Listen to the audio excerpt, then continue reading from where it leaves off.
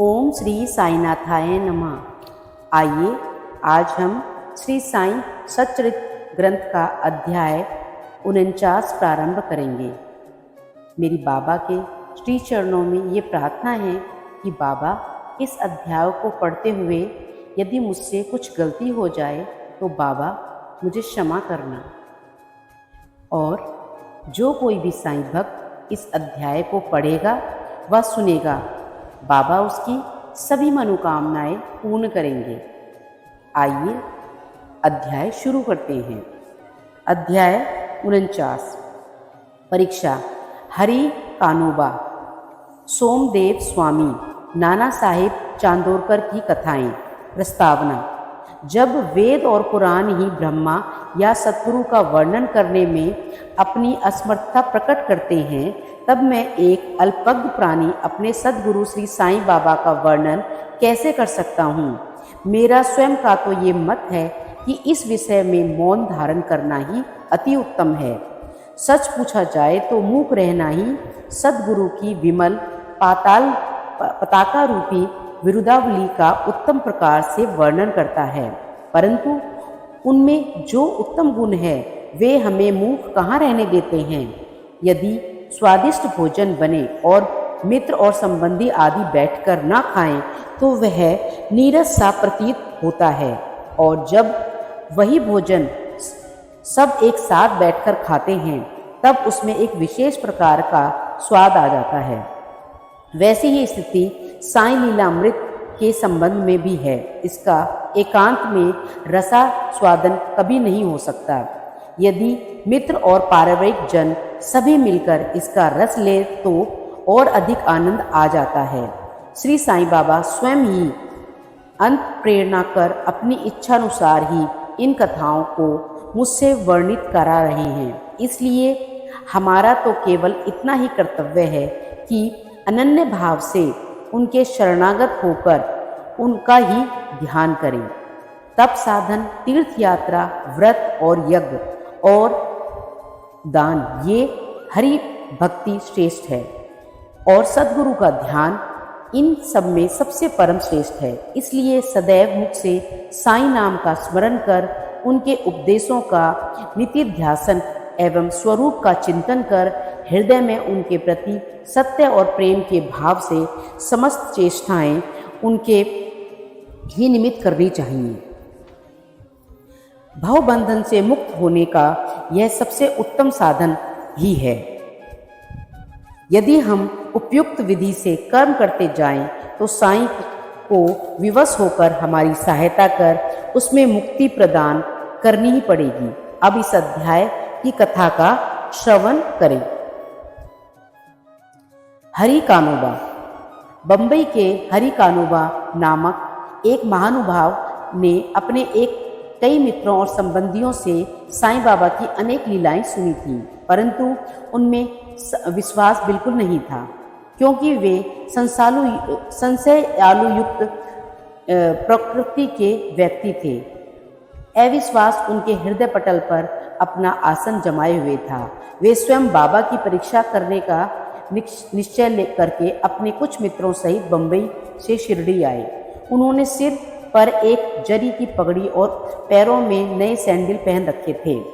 उन्होंने बाबा को दूर से ही देखकर उनके पास जाकर उन्हें प्रणाम तो करना चाहा, परंतु उनके नए सैंडल इस कार्य में बाधक बन गए।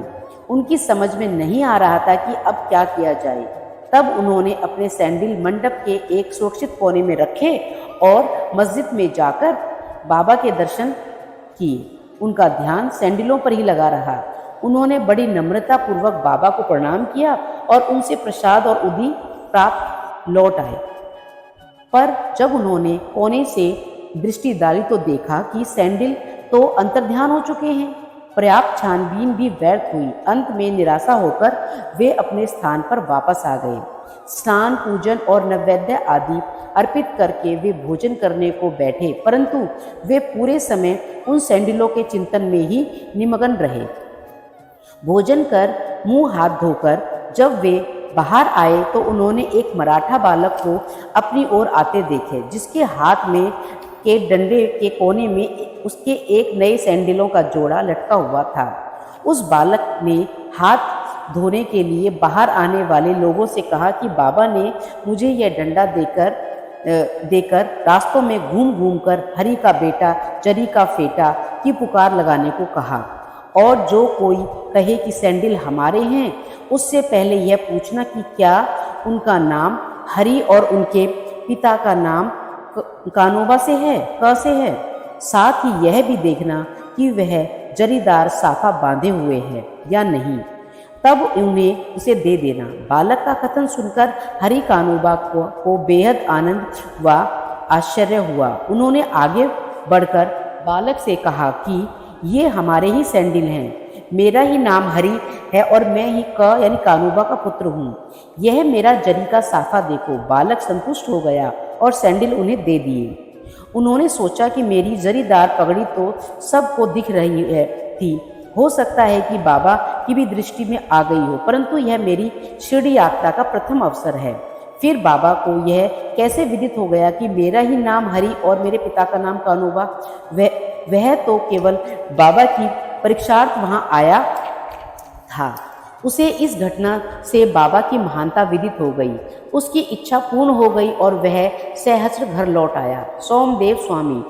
अब एक दूसरे संसालु व्यक्ति की कथा सुनिए जो बाबा की परीक्षा करने आया था। काका साहेब दीक्षित के भ्राता श्री भाई जी नागपुर में रहते थे। जब वे सन 1906 में हिमालय गए थे, तब उनका गंगोत्री घाटी के नीचे हरिद्वार के समीप उत्तरकाशी में एक सोमदेव स्वामी से परिचय हो गया। दोनों ने एक दूसरे के पते लिख लिए। 5 वर्ष पश्चात सोमदेव स्वामी नागपुर में आए और भाई जी के यहाँ ठहरे। वहां श्री साईं बाबा की कीर्ति सुनकर उन्हें बड़ी प्रसन्नता हुई तथा शिरडी जाकर बाबा के दर्शन करने की तीव्र उत्कंठा हुई।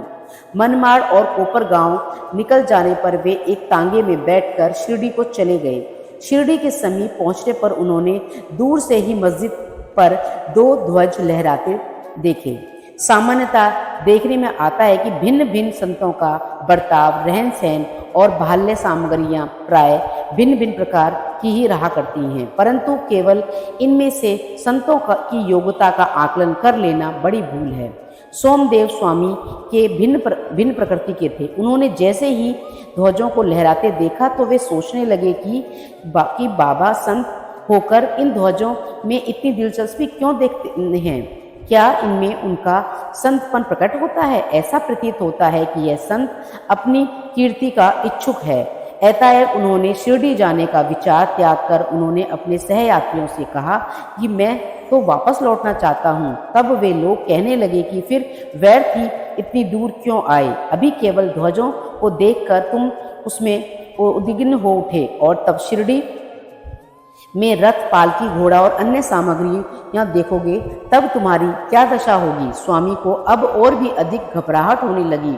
उन्होंने कहा कि मैंने अधिक साधु संतों के दर्शन किए हैं, परंतु यह संत कोई निराला नहीं है जो इस प्रकार ऐश्वर्य की वस्तुएं संग्रह कर रहा है। ऐसे साधु के दर्शन न करना ही उत्तम है। ऐसा कहकर वे वापस लौटने लगे।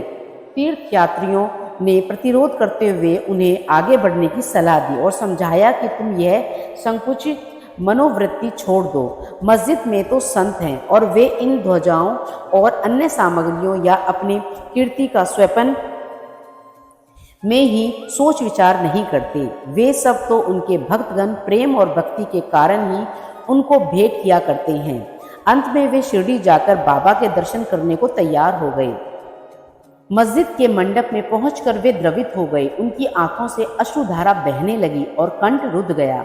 अब उनके सब दूषित विचार हवा हो गए और उन्हें अब गुरु के शब्दों की स्मृति हो आई कि मन जहां अति प्रसन्न और आकर्षित हो जाए उसी स्थान को ही अपना विश्राम धाम बना समझना चाहिए। वे बाबा की चरण रज में लौटना चाहते थे, परंतु जब वे उनके समीप गए तो बाबा एकदम क्रोधित होकर जोर जोर से चिल्लाकर कहने लगे कि हमारा सामान हमारे ही साथ रहने दो, तुम अपने घर वापस लौट जाओ। सावधान, यदि फिर कभी मस्जिद की सीढ़ी चढ़े तो ऐसा संत के दर्शन ही क्यों करने चाहिए जो मस्जिद पर ध्वजाएं लगाकर रखे? क्या वे संतपन के लक्षण हैं? एक क्षण यहाँ भी रुके। अब उन्हें अनुभव हो गया कि बाबा ने अपने हृदय की बात जान ली है और वे कितने सर्वज्ञ हैं। उसे अपनी प्रवृत्ति पर हंसी आने लगी और उसे पता चल गया कि बाबा कितने निर्विकार और पवित्र हैं। उसने देखा कि वे किसी को हृदय से लगाते तो किसी को हाथ से स्पर्श करते तथा किसी को सांत्वना देकर प्रेम दृष्टि से निहारते, किसी को उदीप और प्रसाद देकर सभी प्रकार के भक्तों को सुख और संतोष पहुंचा रहे हैं। फिर मेरे साथ ऐसा रूखा पर बर्ताव क्यों?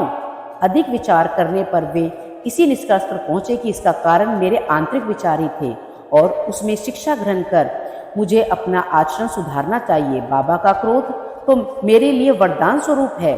अब यह कहना व्यर्थ ही होगा कि बाबा की शरण में आ गए और उसमें परम भक्त बन गए। नाना साहिब चांदोरकर। अंत में नाना साहिब चांदोरकर की कथा लिखकर हेमाडपंत ने इस अध्याय को समाप्त किया है।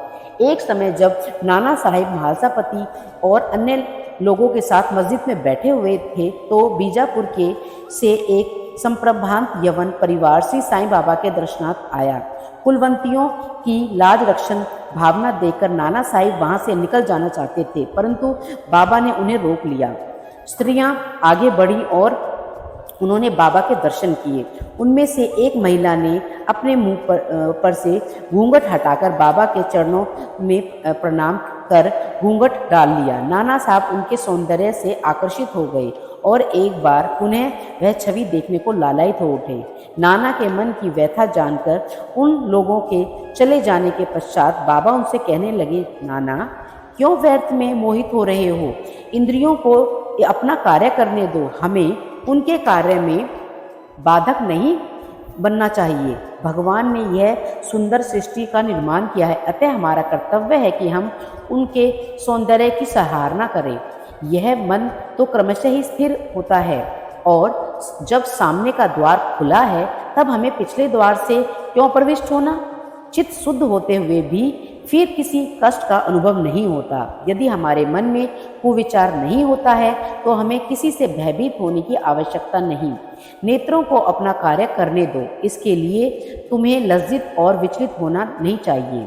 उस समय श्यामा भी वहीं उपस्थित थे। उनकी समझ में नहीं आया कि आखिर बाबा के कहने का तात्पर्य क्या है, इसलिए लौटते समय इस विषय में उन्होंने नाना से पूछा।